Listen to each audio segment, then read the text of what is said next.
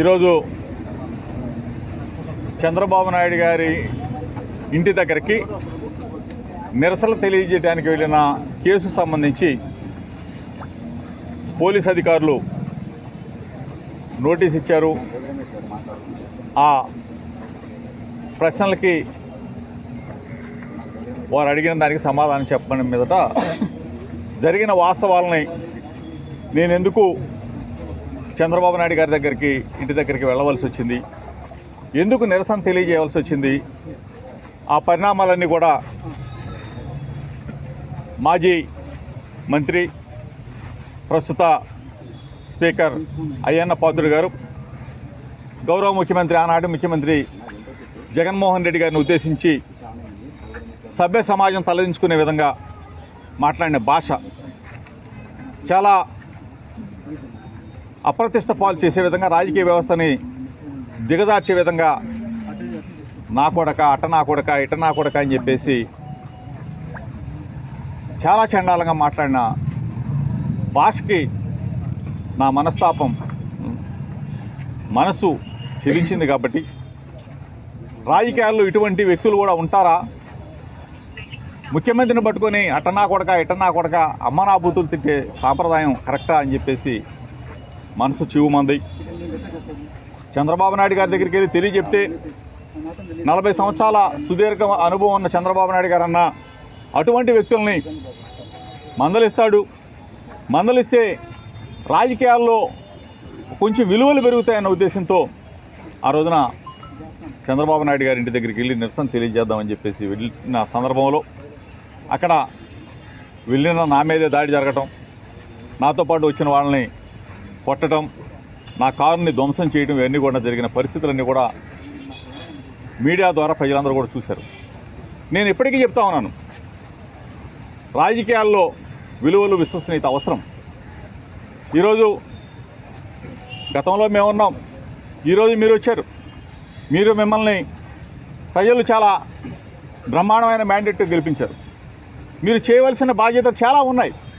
కానీ జోగి రమేష్ని అరెస్ట్ చేద్దామా, జోగి రమేష్ కొడుకుని మానసికంగా ఒత్తిడి చేద్దామా, అరెస్ట్ చేసి సబ్జైల్లో పెట్టాం. ఇవన్నీ క్షణికావేశం, మనం ఆనందం పొందటానికి పనికొచ్చే తప్ప చరిత్ర మరీ పునరావృతం అవుతుంది. దయచేసి పాలకులు ఆలోచన చేసుకోమని అడుగుతూ ఉన్నాను. ఇది కక్ష సాధింపు కుట్రలతో రాజకీయాలు చేస్తే మరలా మీరు మనుగడ సాధించలేదు. ప్రజలు చూస్తూ ఉన్నారు. అభంశుభం తెలియని నా కొడుకు మీద ఎగిరిగోల్డ్ ఏంటి, ఎగిరిగోల్డ్ ఆశ ఎవడన్నా కొంటాడండి? డబ్బులు పెంచి మీరు ఏ విధంగా కొనుక్కున్నారో, మొబైలు, నా ఫోను, ఇప్పుడు కాదు, నేను యువజన కాంగ్రెస్ 2002లో యువజన కాంగ్రెస్, అప్పటి నుంచి ఒకటే ఫోన్ నంబరు 9848047522, అదే నెంబర్ వాడతా. ఇంక ఫోన్లు మార్చేది లేదు, అది ఇంకోటి లేదు. వాళ్ళకి ఏది కావాలంటే అది సహకరిస్తాం. అవ్వకుండా ఏముంటుంది ఇందులో? ఉన్న వాస్తవాలే కదా. ఇందులో దాపరికేం లేదు, దాగుడు మూతలు లేవు. వాళ్ళు రమ్మన్నారు, సహకరించాం, వాళ్ళు అడిగిన దానికి అన్నిటికీ సమాధానం చెప్పాం, రాతపూర్వం కూడా రాసుకున్నారు.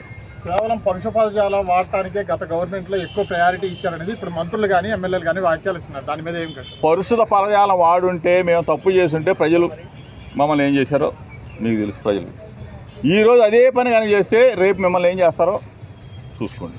అంతేగాని నేను ఇంకోటి చెప్పా, మీరు పోలవరం కడితే మేము హర్షిస్తామని చెప్పా, అమరావతి కడితే మేము హర్షిస్తామని చెప్పా, సూపర్ 6 అమలు చేయండి హర్షిస్తామని చెప్పా.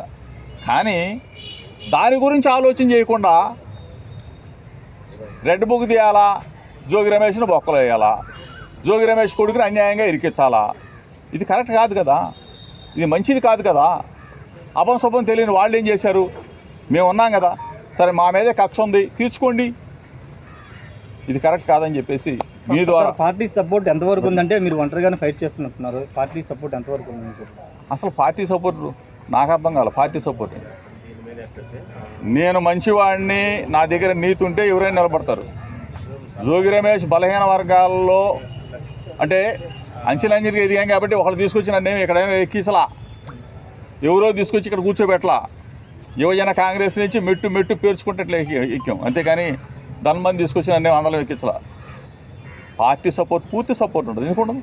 తప్పు చేయనంత వరకు పార్టీ సపోర్ట్ ఉంటుంది. జగన్మోహన్ రెడ్డి గారి సపోర్ట్ ఎందుకు ఉండదు? నువ్వు ఎట్లా కొనుక్కున్నావో డబ్బులు పెట్టి మేమంతే కదా కొనుక్కుంది. ఏదా తప్పుడు భూమి అయితే మేమెందుకు కొనుక్కుంటాము, మేమెందుకు అమ్ముతాము? టోటల్గా మీకు మొత్తం కూడా వివరాలతో సహా డాక్యుమెంట్స్తో సహా రేపు మీకు మొత్తం అక్రమ కేసులు బన్యాం ఇచ్చారు కదా, దీని మీద మీరు ఎలా చేసేవారు? న్యాయస్థానాలు ఉన్నాయి కదా, న్యాయం ధర్మం ఉంటుంది, తప్పనిసరిగా న్యాయమే గెలుస్తుంది. Okay sir, thank you.